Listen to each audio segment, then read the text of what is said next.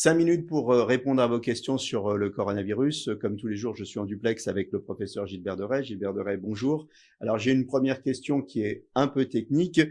L'hypokaliémie. Alors d'abord, l'hypokaliémie, qu'est-ce que c'est? Et ensuite, est-ce qu'elle est signe d'un virage grave de la maladie? Alors, premièrement, l'hypokaliémie, c'est simple, c'est la concentration du taux de potassium dans le sang qui est abaissée. Deuxièmement, ça n'a aucun lien direct avec le virus. Pourquoi on en parle? Parce que si on vous donne un traitement par l'azithromycine et la chloroquine, qui peuvent induire des problèmes au niveau du cœur, et si vous avez en plus une hypokaliémie, votre risque est augmenté. Et donc, si par exemple, avec le coronavirus, vous avez des troubles digestifs et de la diarrhée ou des vomissements, vous allez perdre du potassium, baisser votre taux de potassium dans le sang. Si là, on vous donne ces traitements, alors le risque est augmenté. On entend dire que le vaccin contre la rougeole est efficace contre le coronavirus. Aucun est efficace contre le coronavirus. Nous cherchons à développer des vaccins directement contre le coronavirus. Ça prendra au moins 12 à 18 mois si nous y arrivons. Alors, on va parler de la transmission maintenant. Beaucoup de questions sur la transmission.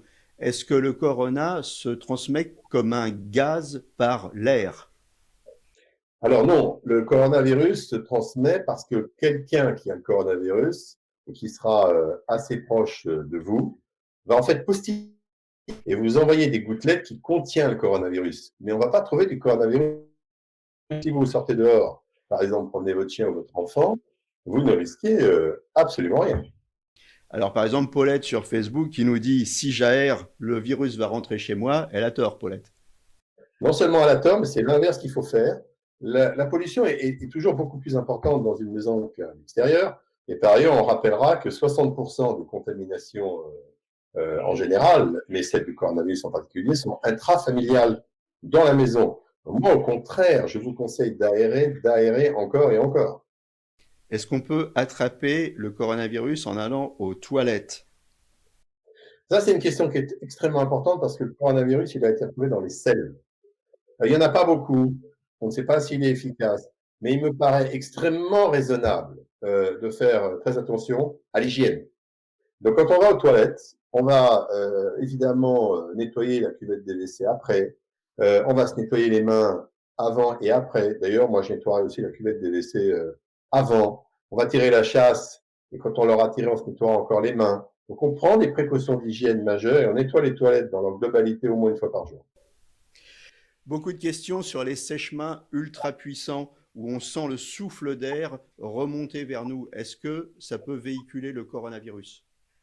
Euh, c'est c'est une excellente question parce que effectivement, si vous avez du coronavirus sur les mains et qu'à ce moment-là, vous utilisez un sèche-main qui va vous projeter le coronavirus sur les voies aériennes supérieures, alors qu'en fait, il ne pénètre pas par la peau. Eh bien, vous prenez effectivement un risque. Donc, moi, mon conseil, il est simple. Vous lavez les mains avec de l'eau et du savon. Vous essuyez les mains avec des serviettes. S'il n'y en a pas, vous ne les essuyez pas du tout. Et vous n'utilisez pas ces sèche-mains pour l'instant. À propos des serviettes aussi, on nous pose des questions. Je me lave les mains, je m'essuie avec une serviette, c'est la même serviette que partage toute la famille. Non, on doit avoir une serviette chacun ou on doit changer la serviette à chaque fois. Alors, on sait que le coronavirus peut rester sur certaines surfaces pendant quelques heures et même 2 jours sur le plastique ou le métal. Et donc, ça serait sage d'avoir effectivement une serviette par membre de la famille. Et puis, toutes les 24 heures, de les laver à plus de 60 degrés pendant au moins 15 minutes, ce qui va faire disparaître le virus. Voilà, c'était 5 minutes pour répondre à vos questions. N'hésitez pas à poser vos questions sur la page Facebook du professeur Gilbert Deray ou sur ma page Facebook. À demain, restez confinés et d'ici là, portez-vous bien.